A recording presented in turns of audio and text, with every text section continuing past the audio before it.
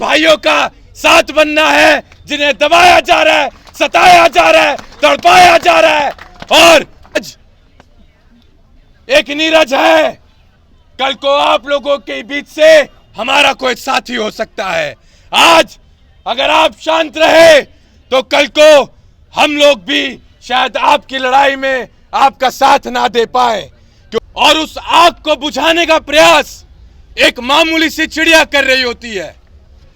वो मामूली सी चिड़िया दूर तालाब की तरफ जाती है, एक बूंद पानी अपनी चोंच में भरती है और उस जलती आग के ऊपर एक एक बूंद पानी वो डालने का काम करती है। सुबह से लेकर शाम हो गई, उस मामूली सी चिड़िया को वही एक एक बूंद पानी उस दूर तालाब से लेकर आना और उस जलती आग के ऊपर डालना। शाम को एक बड़े बाज ने चिड़िया को देखा, चिड़िया को रोका और उस चिड़िया से पूछा कि बहन, तुम इतनी मेहनत कर रही हो, इतना संघर्ष कर रही हो, क्या तुम्हारे एक एक बूंद पानी से यह भीषण आग बुझ पाएगी? तो सुनना साथियों, उस मामूली सी चिड़िया ने कितना खूबसूरत जवाब दिया। उस मामूली सी चिड़िया ने कहा कि जब भविष्य में इस बात पर चर्चा हो रही होगी कि जंगल में भीषण आग लगी थी, तो मुझ जैसी मामूली सी चिड़िया का नाम उस जलती आग को देखकर तमाशा देखने वालों में नहीं बल्कि उस आग बुझाने वालों की गिनती में आएगा। आज उसी मामूली सी चिड़िया की तरह हम सभी लोग हैं।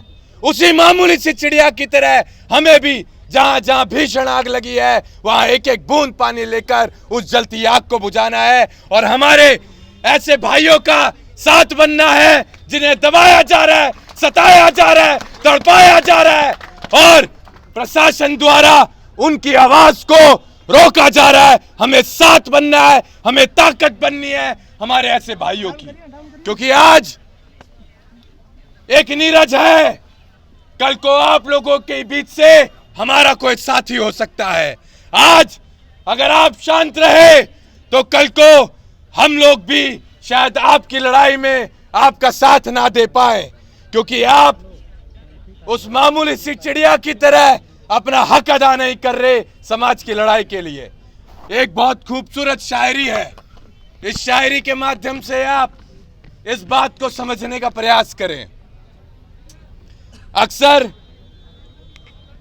जब हमारे पड़ोसियों के घरों में आग लगती है, हमारे साथियों के घरों में आग लगती है,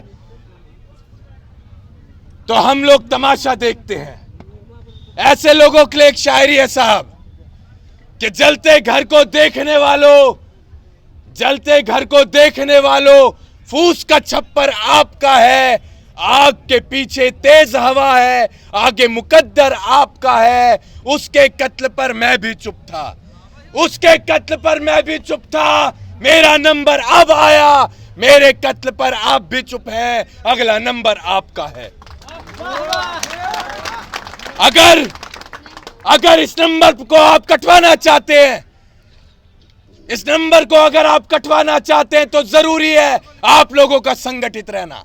हम जातिवाद करने नहीं आए हैं साहब, हम जो संगठन चलाते हैं, हम पत्रकार साथियों के माध्यम से हम प्रशासन को भी बता देना चाहते हैं, हमारे संगठन में हर समाज का, हर जाति का, हर धर्म का व्यक्ति जुड़ा हुआ है। हम विशेष जाति का संगठन नहीं चला रहे हैं। आज आप हमें बताइए किस जाति में अन्याय हो रहा है, वहां हमारे पास तक अगर सूचना आती है तो हम पहुंच जाते हैं, क्योंकि हमें पता है जब तक हम दूसरे के घरों में जली आग को नहीं बुझाएंगे तब तक हमारे भी घरों में जो आग लग रही है उसे कोई नहीं बुझाएगा। तो हम यहां से ये संकल्प भी लेकर जाएं कि हम अपने समाज से तो मोहब्बत करें, लेकिन अन्य किसी जाति से हम नफरत भी ना करें। ये हम संकल्प लेकर जाएं,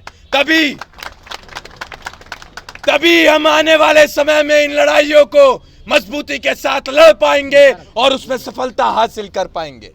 हमारी संवेदनाएं हैं पीड़ित परिवार के साथ, लेकिन आप लोगों का अनुशासन में रहना वो बहुत मायने रखता है। यहां से जैसा कि हमारे भाई ने बताया, हम तो बोलकर चले जाएंगे, लेकिन हमारे पीछे आप लोगों को ही ये सब कुछ बर्दाश्त करना है। तो हम इतने गैर जिम्मेदार व्यक्ति नहीं है कि हम इस बिना जीभ की हड्डी को हिलाकर चले जाएं, कुछ भी बोलकर चले जाएं और खामियाजा भुगतना पड़े हमारे इन तमाम साथियों को। हम ऐसे नहीं हैं। हम आज आए हैं तो हम कल भी आपकी तकलीफों में आएंगे और हम आते जाते रहेंगे, लेकिन आप लोगों को भी संकल्प लेना पड़ेगा कि कभी भी कोई समस्या होगी तो आप ऐसे ही संगठित रहेंगे जैसे आप आज यहां पर संगठित हैं। आपकी आवाज को दबाया जाएगा, आपको तंग किया जाएगा, लेकिन आप घबराना मत, आप घबराना मत, क्योंकि जो डरता है वो कभी नहीं लड़ता है।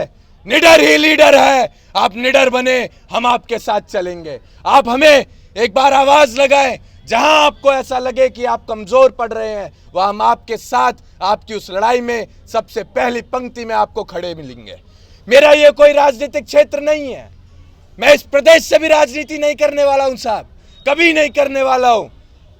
तो मेरा यह क्या भाव है, उस भाव को आप समझने का प्रयास करें। मैं यहां विधानसभा चुनाव, लोकसभा चुनाव लड़ने नहीं आया हूं। मैं यहां आप सभी लोगों को संगठित करने आया हूं। आप लोगों के अंदर वही भाव जगाने आया हूं जिस भाव ने मुझे दिल्ली से लाकर आप लोगों के बीच यहां खड़ा कर दिया। मैं वही भाव आप सभी लोगों के अंदर जगाने आया हूं। मेरी बस ये छोटी सी लड़ाई है। और मेरे फादर साहब कहते थे कि बेटा, जुबान से निकली बात, शरीर से निकली आत्मा और बंदूक से निकली गोली एक बार निकल जाती है तो कभी वापस नहीं आती। तो अपने लोगों के बीच जाकर वही बोलना जो तू कर पाए। मैं आज वही बोलकर जाऊंगा जो कर पाऊंगा। मैं अपनी आखिरी सांस तक आप लोगों के साथ लड़ूंगा। बस आप हमारे ऐसे भाइयों का कभी साथ मत छोड़ना।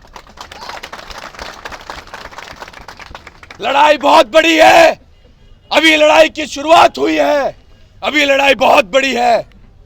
और हम इतने कमजोर भी नहीं हुए, हम इतने कमजोर भी नहीं हुए कि अगर हमारा राजनीतिक दल मजबूत नहीं है, सत्ता में नहीं है, तो हम गुलाम बन जाएंगे। हम इतने कमजोर भी अभी नहीं हुए हैं। हम लड़ेंगे, हम दहाड़ेंगे, हम चिल्लाएंगे और अपने हक अधिकार की आवाज को हम हमेशा बुलंद करते रहेंगे, चाहे सरकार किसी की भी हो।